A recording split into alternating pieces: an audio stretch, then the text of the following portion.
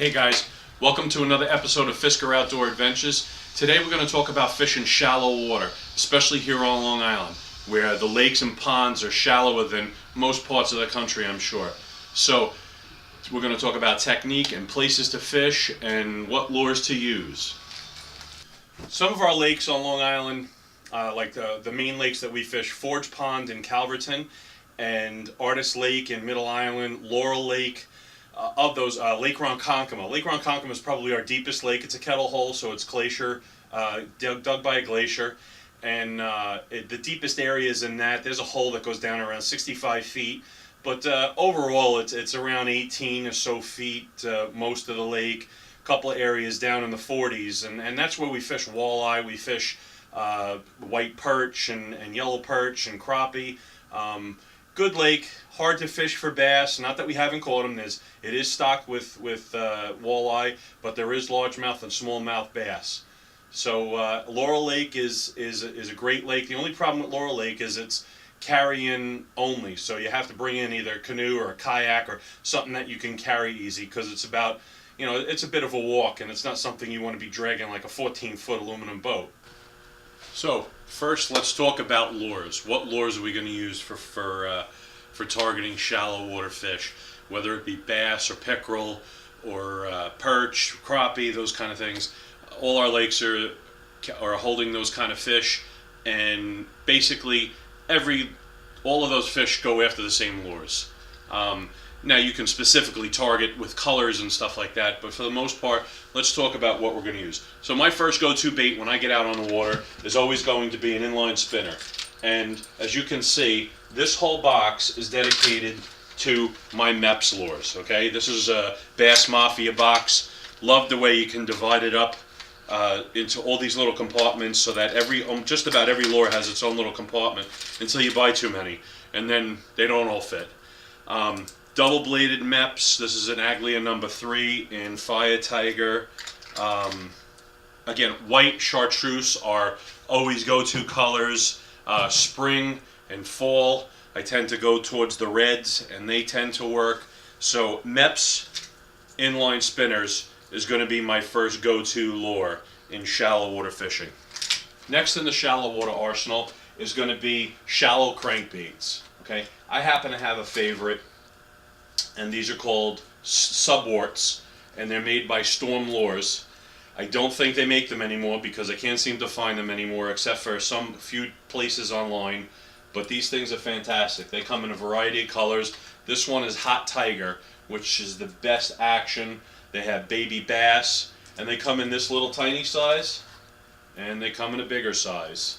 And these things work fantastic. I've caught some huge pickerel, huge bass on Subwarts, Storm Subwarts. And those are the crankbaits that I go to first, because the smaller Subwart stays right below the surface. It's only diving like 4 to 6 inches. The bigger ones, maybe to a foot. So those are fantastic. Even in late summer, when the weeds are almost to the top of the lake, and you still have that little bit of clearance, you can throw one of those Subwarts and still be nailing fish and not getting hung up with the double treble hooks. Another great shallow water bait is these little micro spinners. Just a small spinner bait. A lot of these are made by Booyah. A couple other companies make them, but definitely the micro spin size. And these things are great. Light tackle. You're tossing these out. You can bounce them off lily pads. You can fish them in 6 inches of water. We do great with these in the spring when we get up into the shallows that we can't get into in the summer. When we're the bottom of the boat's just about dragging the bottom, and we're just paddling through there, or we go out in the kayaks and we're getting into those areas that you can't get into with a deep V boat like this. But definitely these micro spinners in chartreuse, white. This is red. Those are definitely go-to baits. Staying with the shallow water baits, if we're going top water, I'm going with poppers. Love this black popper. This worked fantastic in the fall. I don't really do jitterbugs unless it's with night fishing, but the Skitter Pop by Rapala works great. the new Whopper Ploppers by River to Sea. They work really good. Zara Spooks is a favorite. Love the Zara Spooks, as you can see. And the Head and Torpedoes. Head and Torpedoes have always been a favorite because it doesn't require a lot of action. You don't have to worry about flip, flip, flip, flip like they do with the walk the dog thing. Just quick crank, let it stop. Quick crank, let it stop. Maybe a twitch here and there, you know, so that it's emulating a frog. And then we also have the frogs, weedless frogs, and I could show you a whole box of weedless frogs that we've used over the years, using them over lily pads and grassy areas, and we've caught tons of fish on frogs as well.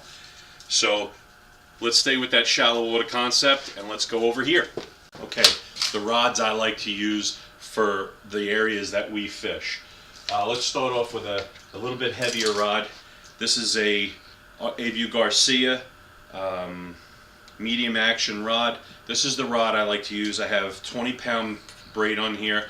I like to use this for either spinnerbaits or for throwing weedless frogs like this. I think this is a live tart. No, this is a River to Sea frog. And this would be my setup. It has a Cabo, Quantum Cabo PTS, which is saltwater. It's a saltwater reel. What a great reel. Very faithful. I'm very happy with the Cabos. The titanium bails, just every feature about it is just fantastic. Love the Cabos. This rod is great, has great action, good backbone for setting hooks with the frogs and spinnerbaits. Great all-around rod is the Abu Garcia medium action 6-foot Mike Iaconelli Never Give Up rod. You know, so I put a Quantum Kinetic on this. Again, I really like Quantum reels. The titanium bails, again, all those features that just put stand up to a lot of use and abuse. And this rod is fantastic action, regardless of what you're fishing for. Whether you're fishing for trout or you're fishing for 10-pound bass, you can reel it in with this rod. It's just fantastic. I've caught 5-pound bass on this, and I've caught sunnies on it, and I've enjoyed the fight equally of both fish. So all around great rod, lipless crankbaits, inline spinners, you name it, you can throw it with this and totally enjoy what you catch. Okay, this is a bit lighter rod. This is an all-star rod, 5'4", moderate light, they call this. I don't even know that All-Star makes these rods anymore, because I have not seen them. I think I bought this in Dick's years ago when they first opened on Long Island. And again, I have a Quantum Cabo PTS on this, size 20. This is a fantastic rod. I wish this rod could tell stories of all the fish that it's caught, because I have used this rod like I've used no other rod. It's traveled the country with me, and it just works for anything. Would I want to reel in a 5-pounder? Yeah, I would. I'd love to reel in a 5-pounder with this. And I've caught up to 4-pounders on it. Bass, pickerel, huge pickerel, great fight. You know, I'm all about the fight. I enjoy the fight. So this is a fantastic rod.